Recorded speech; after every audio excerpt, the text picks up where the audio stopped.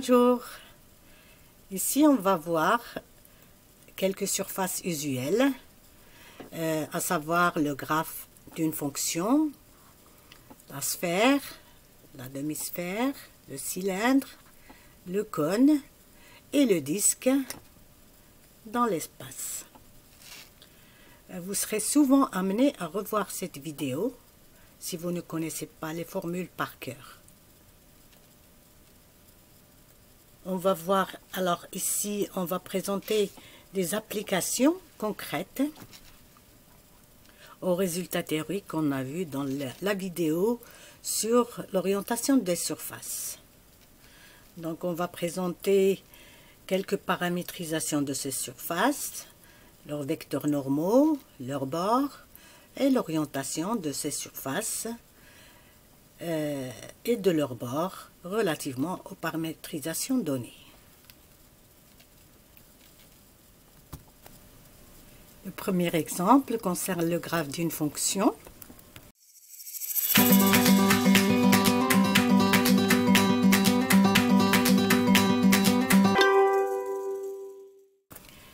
Si on a une fonction f qui va de d bar dans R, avec D un domaine de R2, et qui vérifie frontière de D, courbe simple fermée, régulière.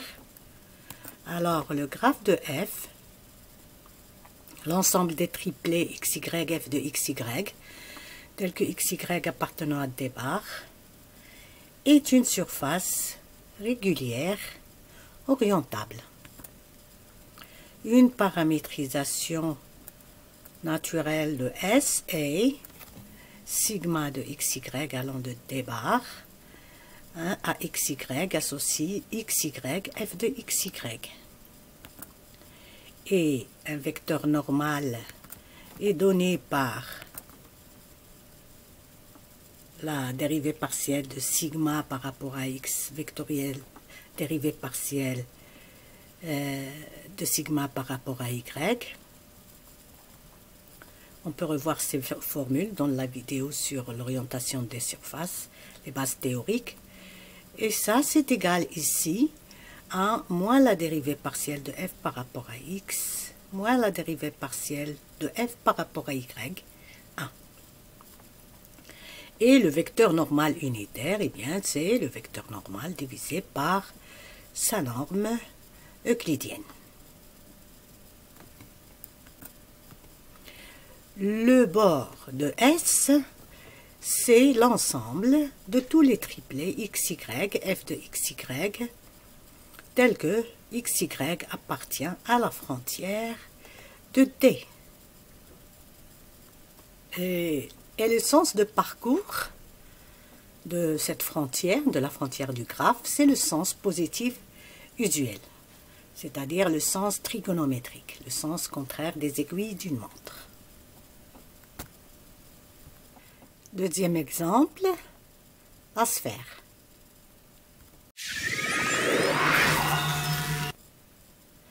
Alors la sphère, c'est l'ensemble des points x, y, z appartenant à R3, tels que x carré plus y carré plus z carré égale à R carré. Ici, c'est la sphère de centre O de coordonnées 0, 0, 0 et de rayon grand R, c'est-à-dire l'ensemble de tous les points qui sont à la distance R du point O. Donc c'est l'enveloppe de la boule. C'est l'enveloppe de la boule. La sphère est vide. C'est juste la coquille de la boule. Et la sphère, c'est une surface régulière par morceaux et orientable.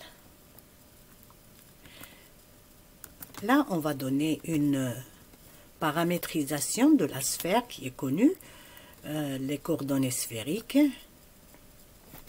Donc, sigma va aller de 0,2 pi croix 0 pi dans R3 à θ phi associe R cos θ sin phi, R sin θ sin phi, R cos phi. On va revoir ça sur la figure après. Donc, c'est les coordonnées sphériques que vous connaissez déjà. Le D ici, c'est l'intervalle 0,2 pi croix 0 pi. Et S, c'est sigma de D. Alors, la figure pour les coordonnées sphériques. Vous voyez, le θ ici, c'est horizontal. Et le phi, c'est vertical.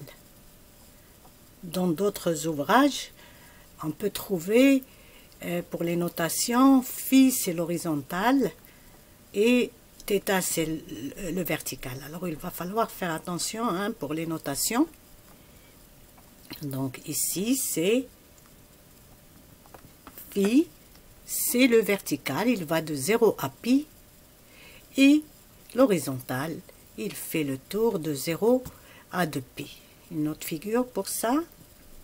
Donc θ, horizontal ici dans le plan x ou y, et phi, le vertical, que fait le plan x ou y avec, que fait OM avec le plan x ou y. Pour l'orientation de la sphère, donc elle est orientée soit par le vecteur normal sortant, soit le vecteur normal rentrant. Et le vecteur normal associé à la paramétrisation en coordonnées sphériques, c'est le produit vectoriel de la dérivée partielle de sigma par rapport à θ avec la dérivée partielle de sigma par rapport à phi. Ce qui va donner moins r carré sinus phi multiplié par c triplé. En fait, c'est moins r sinus phi multiplié par sigma de θ phi. Et ça, c'est une normale rentrante dans la boule. Hein, parce que phi, il appartient à 0 pi, sinus phi, il est positif. Donc, c'est une normale rentrante. Si on a besoin de la normale sortante, on prend le vecteur opposé, c'est-à-dire moins ce vecteur-là. La norme du vecteur normal est égale à r carré sin phi. On fait la racine de la somme des carrés des composantes, des trois composantes ici. Et l'élément de surface, dA, il est donné par cette formule, grand R carré, le rayon de la sphère, sinus phi du θ d phi. Le θ, c'est ici, c'est le c'est l'horizontal, et le phi, c'est le vertical. Donc il faut faire attention ici, parce qu'il y a beaucoup d'étudiants qui font des erreurs ici, puisque en passant d'un bouquin à l'autre, les notations changent. Hein? Donc, le phi qui est là, dans cette formule-là, c'est le vertical. Donc, si la notation change, ça va être r carré sin θ dθ d phi. Okay? Donc, ici, c'est les notations qu'on a adoptées. Ici, θ est l'horizontale, qui va de 0 à 2 pi, et phi, celui qui va de 0 à phi. Bon, on a la normale unité, hein, c'est le vecteur normal divisé par sa norme. Il est intérieur à la boule. La boule, c'est l'ensemble de tous les points qui sont de distance à, dans la distance à O, il est strictement inférieur à grand R. En fait, ici, c'est la boule ouverte. Et la boule fermée, ça va être inférieur ou égal, c'est-à-dire la boule ouverte union la sphère, union sa coquille. Pour avoir une visualisation de la fonction sigma, la paramétrisation hein, en coordonnées sphériques, donc le sigma, il va de d bar, un rectangle, donc le θ allant de 0 à 2 pi, et le phi allant de 0 à pi. À chaque point de départ, θ phi, on associe sigma de θ phi, qui est un point de la sphère. Et quand θ phi décrivent tout le rectangle, eh bien, les sigma, leurs images, ça décrit la sphère en entier.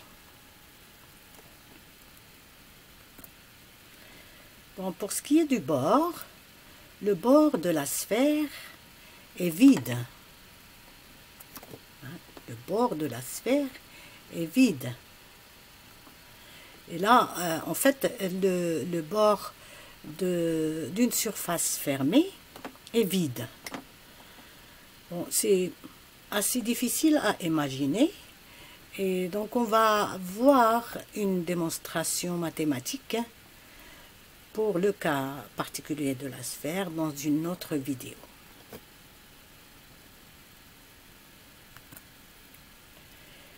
Bon, une paramétrisation de la boule, à ne pas confondre avec celle de la sphère. C'est les mêmes triplés, θ allant de 0 à 2 pi, phi allant de 0 à pi, verticalement. Mais le r, ici, n'est pas fixé. Le petit r, il varie de 0 à r. C'est tous les points dont la distance est inférieure ou égale à grand R. Donc ici, le petit r varie. Et on voit, il y a 3 variables, c'est un volume. Donc la boule pleine, sa paramétrisation. Et pour la sphère, c'est les mêmes notations, mais ici, au lieu de petit r, il y a le grand R qui est fixé, c'est-à-dire les points qui sont à la distance grand R de haut. L'élément de volume, donc, c'est petit r carré. Le r, il varie de 0 à grand R, le rayon de la boule. Sinus phi, dr, dθ, dφ. Et là aussi, il faut faire attention, le r carré sinus phi, le phi ici c'est le vertical, ici qui va de 0 à pi, donc si les notations sont différentes, il va falloir changer phi par θ.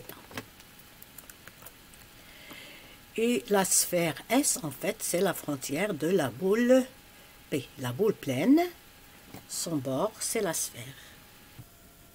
Troisième exemple, la demi-sphère.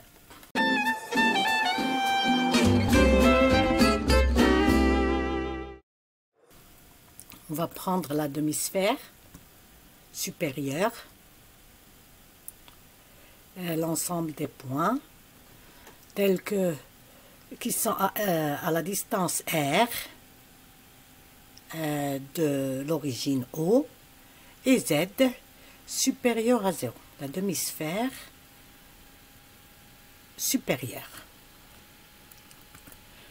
C'est une surface régulière par morceau orientable, une paramétrisation de S par les coordonnées sphériques.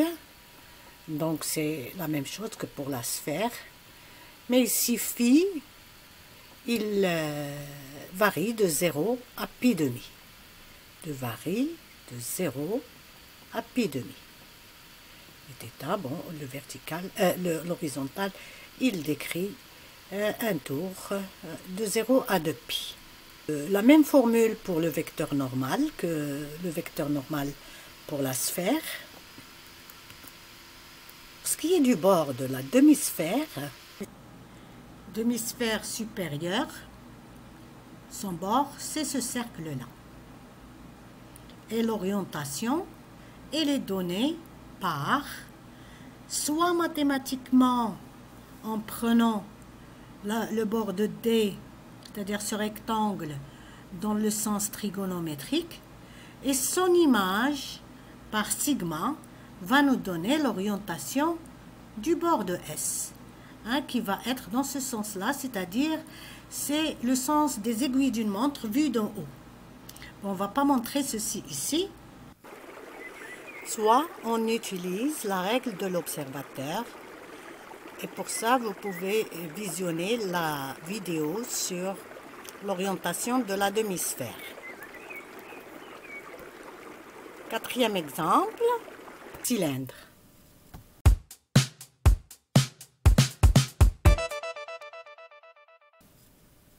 Si on prend un cylindre, par exemple, de rayon R et de hauteur 1, l'ensemble S, l'ensemble des points x, y, z tels que x carré plus y carré égale à r carré, et z compris qui varie entre 0 et 1, ça représente la surface latérale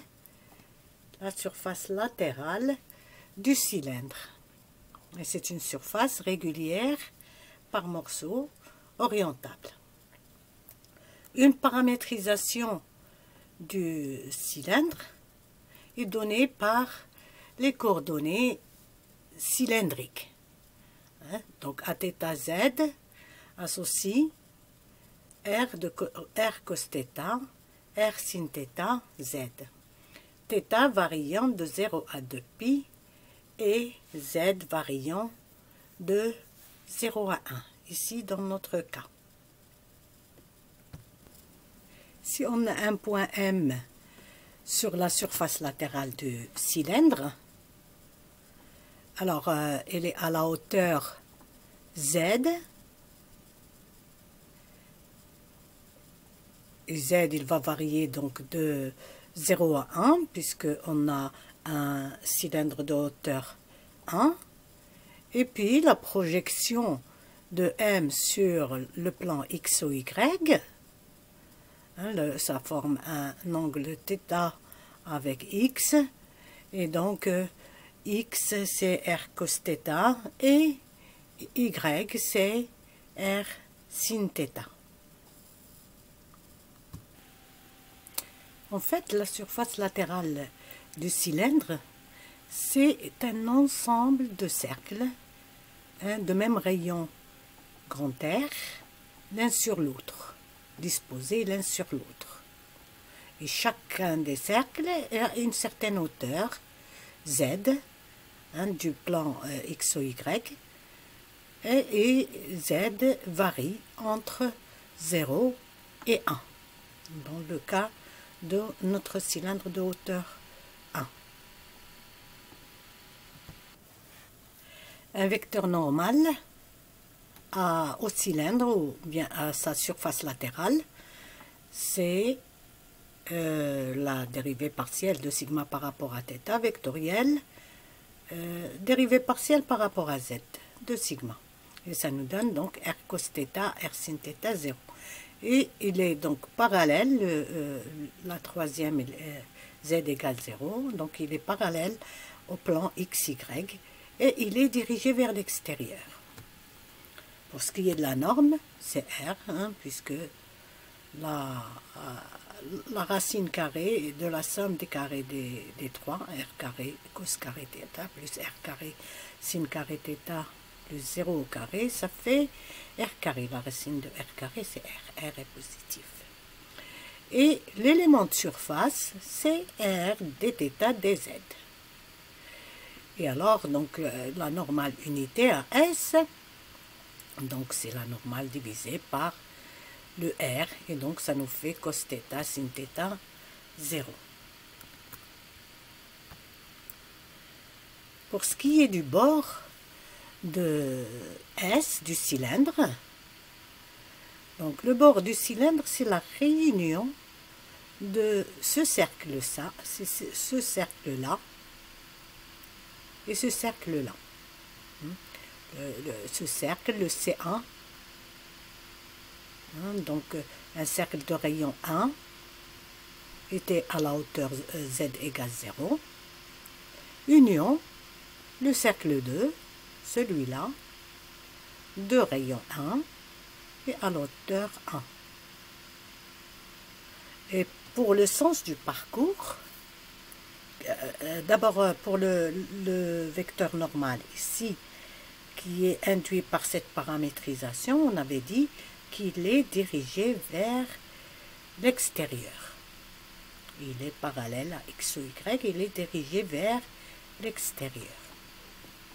Si on a besoin de l'autre vecteur normal, hein, dans le sens opposé, on n'a qu'à prendre moins le vecteur normal cos θ sin θ 0. Donc je disais pour le sens du parcours, donc qui est associé à cette paramétrisation. Donc comme d'habitude, on doit prendre le D, la frontière de D dans le sens trigonométrique, et puis par sigma, on obtient le sens du parcours sur le bord du cylindre. Et ça nous donnera ici, donc ici c'est vu d'en haut, donc c'est le sens positif sur C1, c'est le sens trigonométrique vu d'en haut, et là c'est le sens contraire, c'est-à-dire ça c'est le sens des aiguilles d'une montre vu d'en haut. Si on prend le cylindre plein, une paramétrisation, c'est comme pour le cylindre, comme pour la surface latérale. Sigma de θ z est égal à r cos θ r sin θ z, mais là le r il n'est pas fixe, c'est pas le rayon grand R, c'est R, elle varie entre 0 et R. Donc le cylindre plein, on voit ici, hein, il y a 3 variables, c'est un volume. En fait, le cylindre plein, c'est un ensemble de disques. Disque sur disque sur disque, disque hein, de rayon grand R. Alors que la surface latérale, c'est juste les cercles. Cercle sur cercle sur cercle. Donc il faut faire attention ici à ne pas confondre la paramétrisation du cylindre plein avec la paramétrisation de la surface latérale du cylindre. Et donc ici, comme c'est un volume, là l'élément de volume c'est R, dr, dθ, dz. Cinquième exemple, le cône.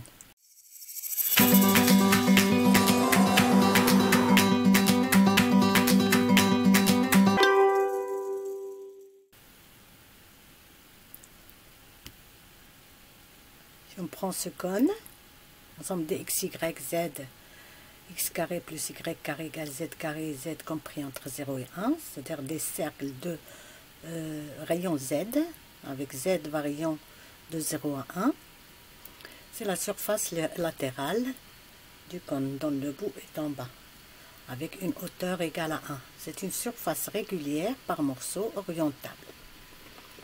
Alors une paramétrisation de S, c'est sigma θ z, z cos θ, z sin θ, z.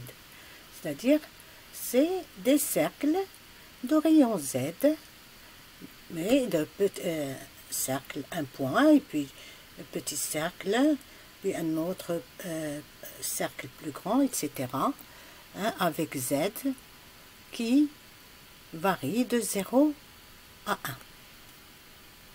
Alors pour cette paramétrisation, le vecteur normal est égal à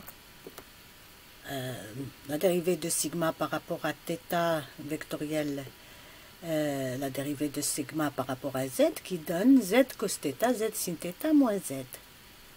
Et le moins z ici, donc elle est négative puisqu'on a z qui est compris entre 0 et 1. Alors, la norme donc de sigma θ sigma z est égale à la racine carrée de z carré cos carré θ plus z carré sin carré θ plus z carré. Ce qui donne c'est z racine de 2.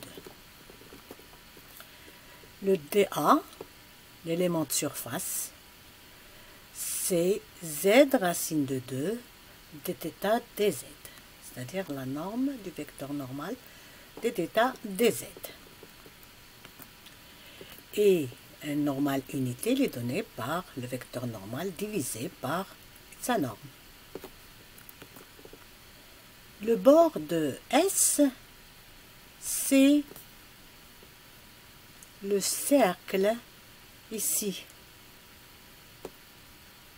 il est de rayon 1, hein, puisqu'on est là à la hauteur Z égale à 1.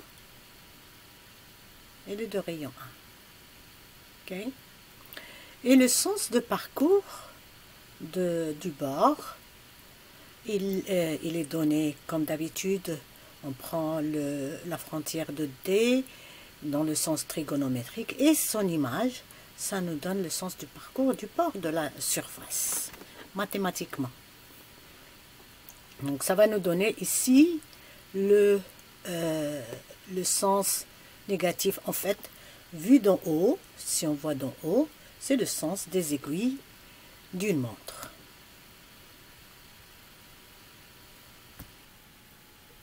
Une paramétrisation du cône plein, à ne pas confondre avec la paramétrisation de la surface latérale du cône et de la forme. Sigma de θ z égale r cos θ r sin θ z avec r compris entre 0 et z. C'est-à-dire ici c'est des disques de rayon z l'un sur l'autre avec z variant de 0 et 1. Et pour la surface latérale du cône, c'est ici à z. Hein? Ici à z, c'est-à-dire c'est des cercles hein, de rayon z avec z variant. Donc ici, le cône plein, c'est un volume, on voit bien, il y a 3 variables. Et l'élément de volume, il est égal à R, dr, dθ, dz. Sixième exemple, le disque.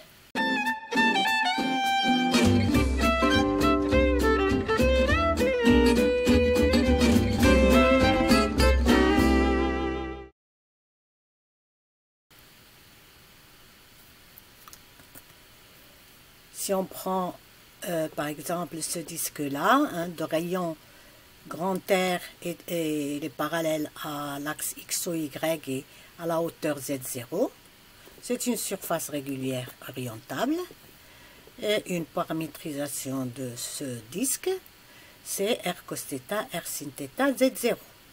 Alors un vecteur normal, c'est 0, 0, R, c'est un vecteur normal dirigé vers le haut.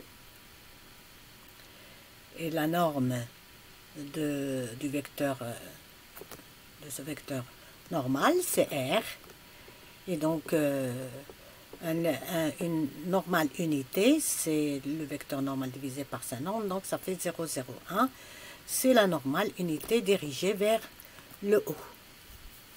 Et la frontière de S, c'est le cercle de rayon R.